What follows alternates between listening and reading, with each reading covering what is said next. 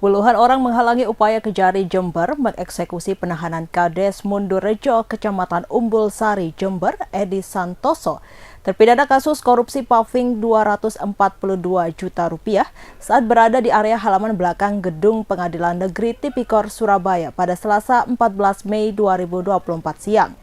Pantauan tribunjatim.com di lokasi, massa tampak berusaha mengerumuni terpidana Edi Santoso yang hendak menghadiri sidang peninjauan kembali di salah satu sidang kantor pengadilan tersebut. Massa tampak berupaya mengelilingi tubuh Edi Santoso yang mengenakan kemeja lengan panjang berwarna putih, bercelana panjang warna hitam dan berpeci hitam. Massa yang terdiri dari bapak-bapak dan emak-emak itu berupaya melindungi terpidana Edi Santoso dari pihak Jaksa Kejari Jember. Ternyata pada siang itu Jaksa Kejari Jember sedang berupaya melakukan eksekusi penahanan terhadap terpidana Edi Santoso. Pasalnya Edi Santoso telah divonis oleh Majelis Hakim Pengadilan Negeri Tipikor Surabaya yang diketahui Marper Pandiangan dengan pidana penjara setahun dan denda 50 juta atas kasus tersebut. Massa tampak begitu getol dengan upayanya melindungi Edi Santoso. Barikade manusia yang dibuat oleh massa itu membuat Edi Santoso berhasil dibawa keluar dari area kantor Pengadilan Negeri Tipikor Surabaya. Setelah keluar, Edi Santoso dipaksa masuk ke dalam minibus Elf yang disewa oleh rombongan massa tersebut. Rampung meluapkan emosi dengan mendapat seorang jaksa berpakaian sipil yang tak kuasa menghalangi upaya nekat tersebut. Alhasil massa pelindung sukses membawa terpidana Edi Santoso pergi. Lalu disusul oleh seorang perempuan berhijab coklat yang diduga kuat istri dari terpidana Edi Santoso. Koordinator massa, Muhammad Romli, mengatakan pihaknya menghalangi eksekusi penahanan ini karena meyakini terpidana Edi Santoso tak bersalah atas kasus tersebut. Dan upaya kriminalisasi yang menjerat sosok terpidana Edi Santoso hanya akal-akalan semata atau lebih tepatnya rekayasa. Pasalnya, perkara pembangunan di desanya sebenarnya menjadi tanggung jawab dari pihak pejabat Kades sebelumnya. Artinya, upaya penahanan tidaklah tepat karena Edi Santoso dinilai tak bersalah. Seharusnya ada pihak lain yang lebih bertanggung jawab atas kasus tersebut dan lebih layak untuk ditahan. Sementara itu, Kasih Intelijen Kejari Jember, Arif Fathurrahman, membenarkan upaya eksekusi penahanan terpidana Edi Santoso dilakukan sebelum pelaksanaan PK di kantor PN Tipikor Surabaya. Namun Arif menambahkan pihaknya masih akan melakukan upaya eksekusi penahanan tersebut di lain waktu setelah berkoordinasi dengan pihak atasannya. Disinggung mengenai alasan pihak Jaksa Kejari Jember tak melibatkan perbantuan personel dari Polri, Arif belum menjawabnya hingga berita ini diunggah.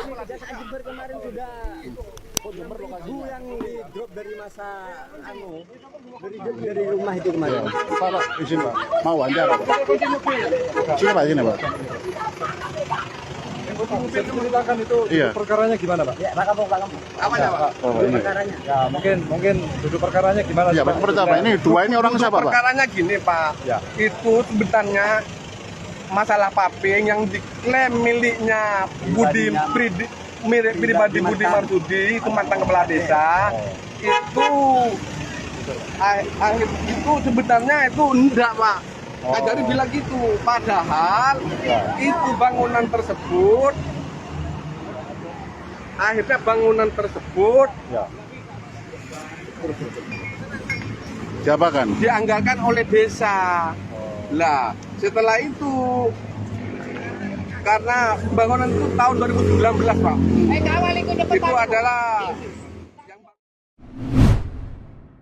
Wali Kota Surabaya, Eri Cahyadi, kembali berkantor pada Selasa 14 Mei 2024. Eri Cahyadi berkantor di Kelurahan Embong Kali Asin, Kecamatan Genteng, Surabaya Pusat. Wali Kota menyempatkan untuk belusukan ke perkampungan untuk meninjau sejumlah proyek saluran yang menghubungkan dana kelurahan atau Dakel. Beberapa kawasan yang ia tinjau diantaranya adalah kawasan Keputran Panjunan. Di tempat ini, Wali Kota meninjau pembiayaan saluran warga. Mantan Kepala Badan Perencanaan dan Pembangunan Kota ini memastikan ukuran saluran serta elevasi drainase telah sesuai peruntukannya, sehingga saluran bisa dengan cepat mengalirkan air ketika hujan datang. Tak hanya itu, ia juga berharap saluran tersebut bisa mengantisipasi genangan di perkampungan. serta memberikan akses jalan yang nyaman untuk aktivitas warga.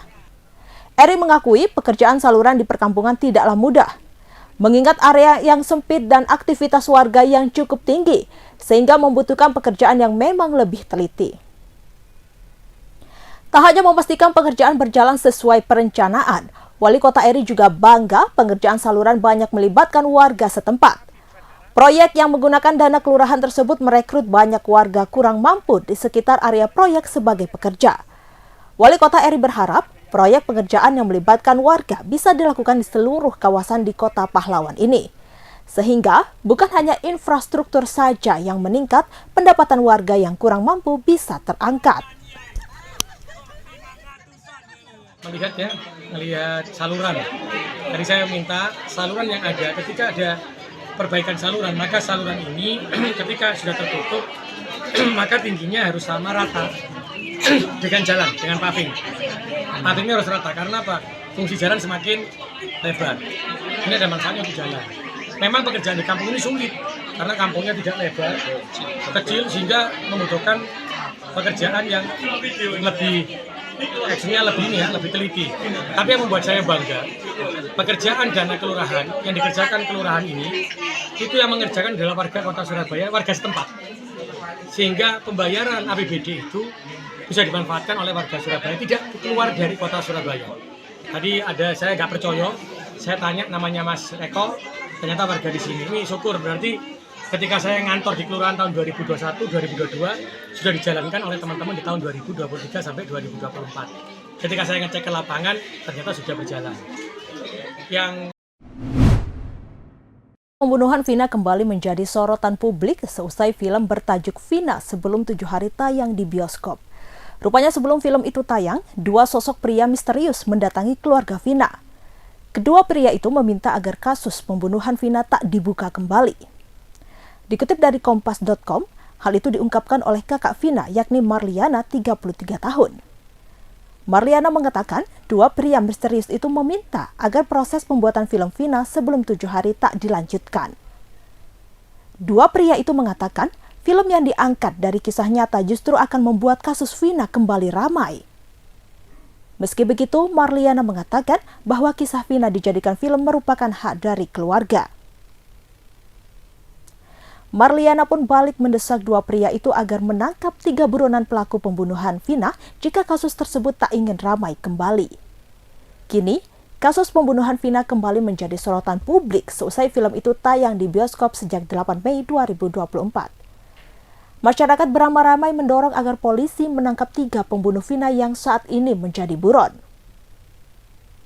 Terutama dari pihak keluarga, Marliana berharap polisi benar-benar akan menangkap 3 pelaku yang masih menjadi buronan. Pasalnya, Marliana menyetujui pembuatan film Vina agar mencari keadilan. Sebelumnya diberitakan, polisi hingga kini belum mampu menangkap 3 anggota geng motor pembunuh Vina dan pacarnya Eki.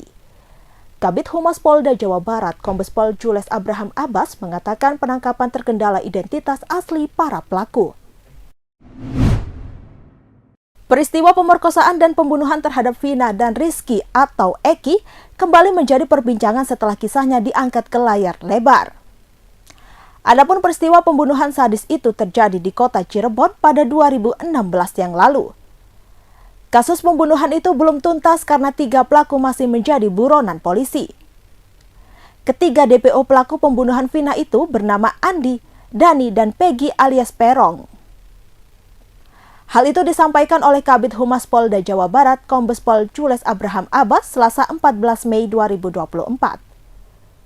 Kombes Pol Jules mengatakan, pihaknya telah melakukan pemeriksaan untuk mengetahui identitas asli ketiga DPO itu. Ia juga membantah bahwa ketiga pelaku disembunyikan aparat kepolisian. Kombes Pol Jules mengatakan yang merupakan anak anggota Polri adalah korban bernama Eki, bukan para tersangka yang masih buron. Ia dengan tegas membantah kabar jika 3 pelaku yang masih buron disembunyikan oleh pihak kepolisian.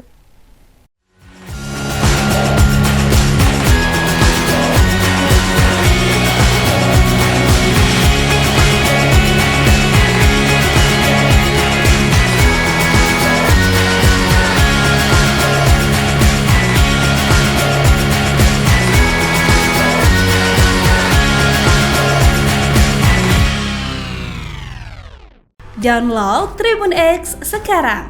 Menghadirkan lokal menjadi Indonesia.